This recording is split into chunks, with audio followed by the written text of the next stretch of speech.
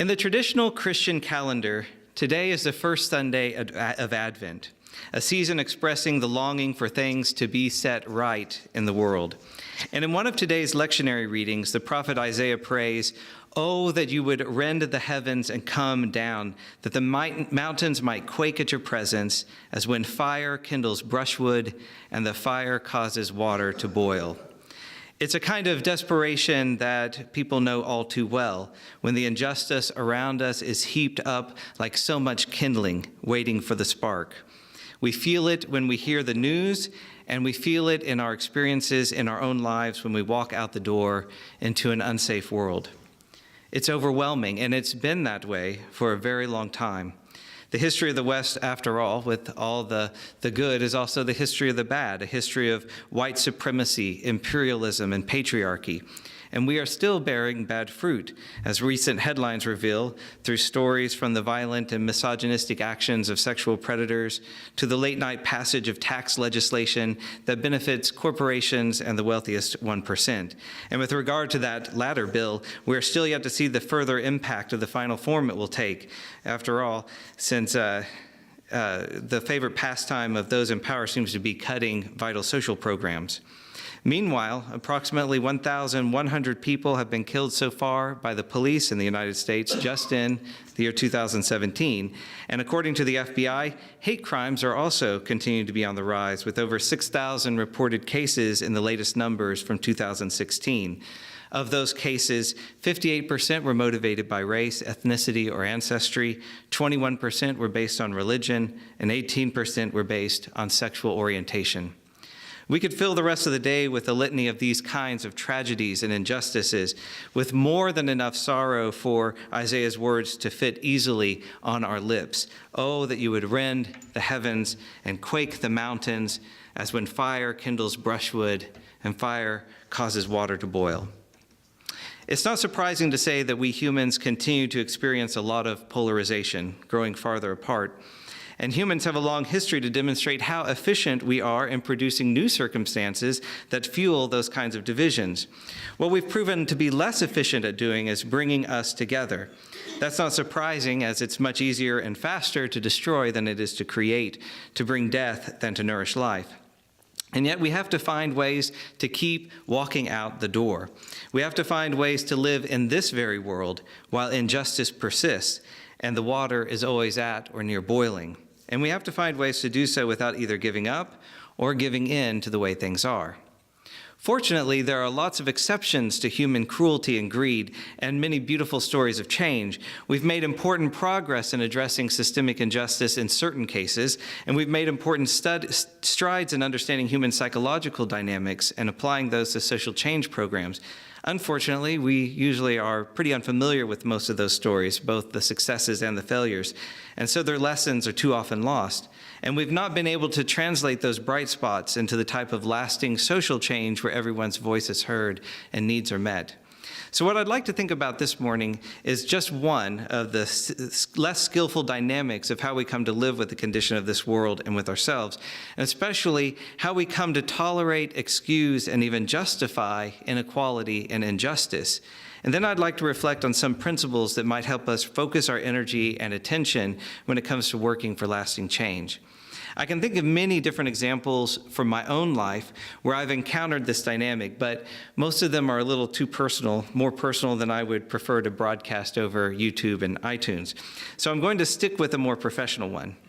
From 2007 to 2010, I was living in Cambodia.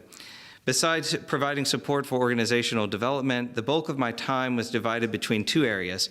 The first was helping develop research-based training for community leaders addressing family conflict and violence, and the second was providing training and services on conflict transformation, reflective practice, and nonviolent direct action to human rights defenders and community development workers. In both of those circumstances, we were encountering some similar challenges, interacting with people or engaging with the consequences following their violent, exploitative actions. So not exactly the happiest focus for our days. And it left us sometimes feeling powerless. Too often, we were limited in the kinds of actions we could take in response. We had to be creative because the uncreative choices were things like despair, rage, or apathy, things that generally made things stay the same at best or usually made things worse. And there was always the risk, and this was the scariest one, I think, to most of us. There was that risk that we would simply learn to tolerate the injustice, to adjust to it as the new normal and make do. Simultaneously, we were working on developing cultures and practices of empathy and compassion, bringing healing to ourselves and others who had been wounded by those actions of injustice. And the question arose, well, how do we then deal with those who have acted coercively, violently, and hatefully? When and how do we interact with them? What is appropriate? What will bring about true and lasting change? And of course, the answers that we came to in Cambodia are not the answers that we would come to in Springfield, Missouri. But it was a struggle. It was something that we really had to work hard on to try to work through. And then in 2009, in the middle of those struggles, a paper was published that helped provide more clarity on why this struggle can be so difficult. Tamar Sagi from Yale, Nicole Tausch from Cardiff University, John DeVidio, also from Yale, and Felicia Prato from the University of Connecticut conducted 2 studies to explore how contact between unequal groups impacted people's commitments to equality. In their words, the results of Study 1, an experiment with laboratory groups, and Study 2, a survey of an actual disadvantaged group, converged to demonstrate that beyond improving attitudes, positive intergroup contact may also lead disadvantaged group members to attend less to group inequality. And attending less to group inequality eroded just the conditions that were necessary to energize and sustain movements for social justice. As the researchers explained again, because positive contact improves attitudes and blurs group differences, it can undermine the necessary conditions for collective action to occur. 1, recognition that one's group is subordinate, and 2, external, typically out-group attribution of one's disadvantage. That is, and it's probably no surprise, people feel less motivated to do something about inequality and injustice when they lose the sense of weight of that injustice, and when they stop seeing the connections between that injustice and the actions and attitudes of the people in power. Positive interactions, however, can have just that kind of impact. The feeling that, well, we're all getting along now plays a psychological trick on us, and we become more tolerant of inequality. In the study, one of the reasons this happened was that the disadvantaged participants became optimistic that changes in the relational aspect would naturally translate into larger changes in behavior, structure, and culture. That seems reasonable, right? People in disadvantaged groups believed that having gotten to know them better, the advantaged group members would become uncomfortable with the inequality and want to behave more fairly. But that's not what was happening in the advantaged groups. These participants did show a change in attitude that favored equality, but again, in the researchers' words, to equality as a principle rather than as a reality. In other words, they thought positively enough now about the disadvantaged groups to support the idea of equality in theory, but did not become more willing to take necessary steps to actually do something about it. In my experience, what is often going on here is that the human mind wants to find ways to reconcile these 2 conflicting experiences, and the easy way forward is just to imagine that one of the scenarios doesn't exist. In other words, because we feel better about a relationship, we want to believe that things are objectively better in the world. Because there's no longer a problem between us relationally, we want to believe that there's no longer a problem structurally. Despite these limitations, many of our approaches to dealing with inequality have focused on getting people together from different groups to spend time with one another. The contact hypothesis, which in its strict form has some very particular guidelines and has demonstrated value in reducing prejudice, has been popularized in such a way that it's easy to view intergroup contact as a cure-all. While I'm 100% in support of reducing prejudice, It's important to note that this emphasis also reflects our society's preference for elevating the individual over the structural and cultural, a preference that means it's all too easy to deflect our attention and our intentions away from movement building. The lessons of both history and psychology insist that if we want true equality in community, we must not substitute individual change for systemic change. We must never confuse getting along with getting justice. But this is exactly the risk we take when we focus on harmony without also focusing on equality. It also means that social change in the direction of justice requires more than a devotion to the principle of equality, or even the harmonious feelings between advantaged and disadvantaged groups. We're not trying to get people to just be better adjusted to injustice. As John DeVideo has expressed it, quote, "Superficial inclusion can be a problem because it cloaks injustice. Inclusion in terms of superficial commonality seems like a solution, but it actually contributes to the problem.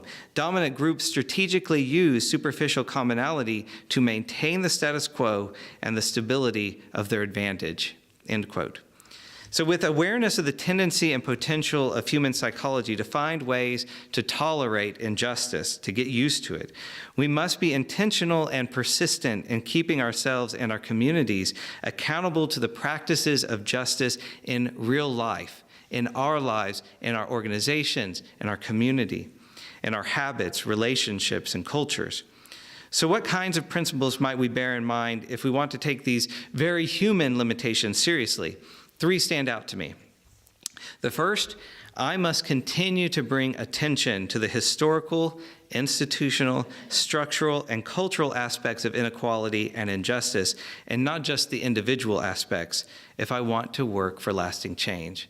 This one, it can kind of be irritating to us, right? Especially if we're in a position of advantage, if we're part of a dominant or privileged group.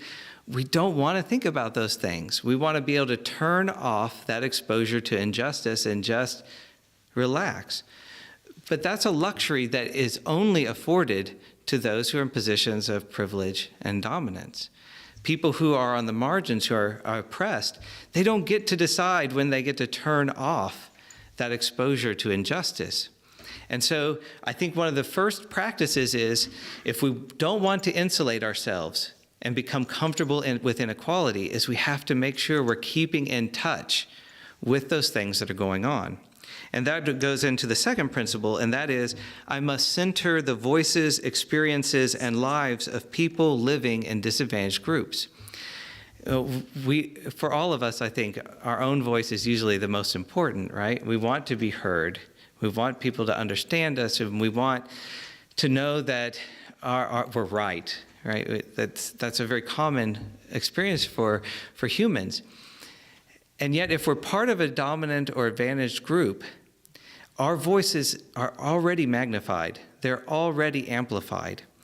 Learning to step back and center the voices and experiences of people who are at the margins is a really important practice for us to start actually understanding what it looks like, what it means to live in an unjust world, and also to shift the power away from the places where it normally sits into places where it needs to go. We have to give up the space and center the lives of people who are at the margins. The third thing is, this one might be the most difficult because we all want to think well of ourselves in general, I think, but I have to assume that lasting change will not happen unless I diligently work to make it happen and create mechanisms that hold me accountable to structural and cultural and not just personal levels. When it comes down to it, I think it's easy for us to assume about ourselves that we're going to do the right thing, right? That we're going to make the right decisions. But human psychology is tricky. And we know there's a multitude of ways that we can trick ourselves into justifying what we're doing. So we have to find ways in our own lives and our communities to build in accountability. Who is going to call us in when we've stepped away from what we value and cherish? Those are the kind of questions that we really need to be focused on, I think. So those 3, again, are to continue to bring attention to the cultural, structural, historical, institutional aspects of inequality and injustice, and not just the individual aspects, to center the voices, experiences, and lives of people living on the margins, and to assume that lasting change is not going to happen automatically. It's not going to happen unless we diligently work to make it happen and create mechanisms that keep us accountable. There's some really very, I think, practical applications of these principles if we take the time to reflect on them, but they may require a shift in priorities for many of us. For example, in talking with Roger about what I was going to speak on this Sunday, he brought up the topic of having conversations and relationships with people who have aligned themselves with injustice, particularly folks that continue to support politicians like Donald Trump or Roy Moore. And it's a timely topic as many of us navigate family gatherings, holiday gatherings at work or at home that put us in company with folks that we otherwise might not be likely to be in a room with. I'm sensitive to that situation, especially when it brings stress into family and work relationships, and it's something I have to deal with myself. But to be quite honest, it's actually low on my list of priorities. My perception is that a lot of the time, these types of conversations are more about making us feel better and less conflicted than about working for social change. I always have to ask myself, why is this important to me? Is it the most effective way to meet that need? Does it distract me from the deepest held values and aspirations that I hold? Is it aligning me more or less with strategic movement building? Is it making me more passionate and effective in building community and social capital that is truly just, equal, wise, and kind? When I get in touch with those answers, the path I want to take is usually a lot clearer.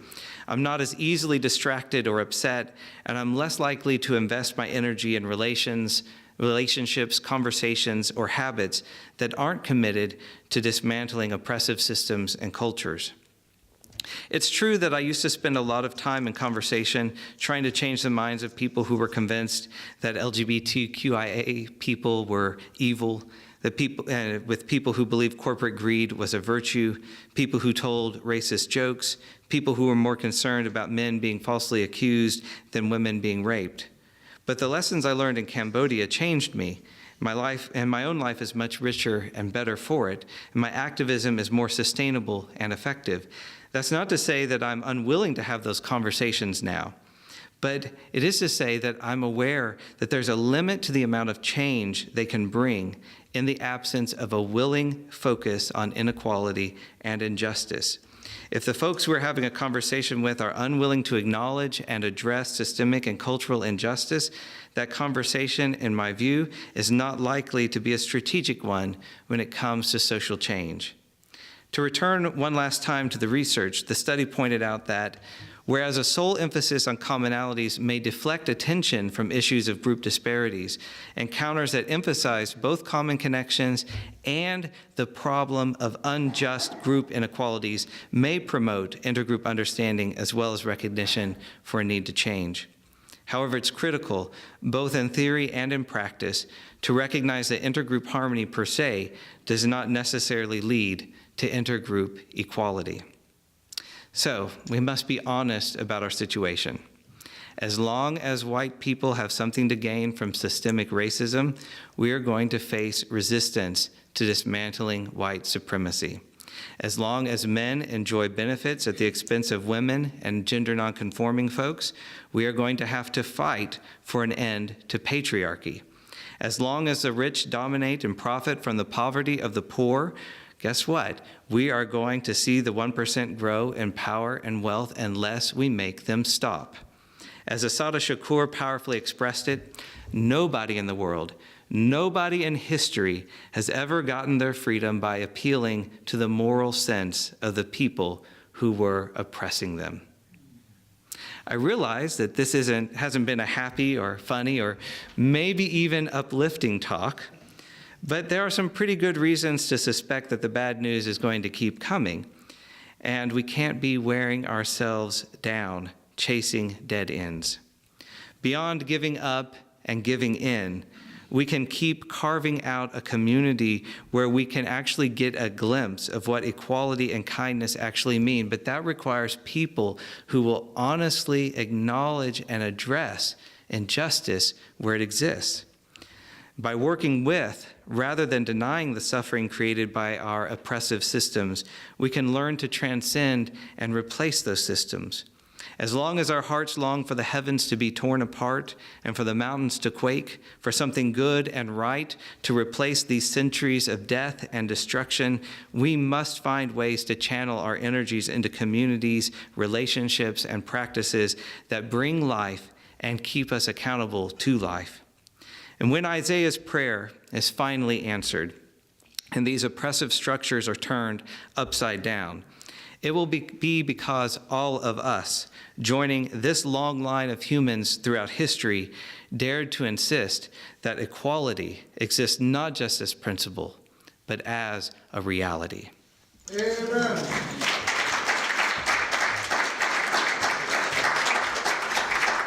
Thank you for watching our videos. We are entirely dependent on the donations of our listeners and members. We hope that you find this content to be important enough to help us to keep offering these videos to the public at no charge by becoming a regular contributor. Please click on the donate button on our website at www.spfccc.org. Thank you for your support of progressive religious programming.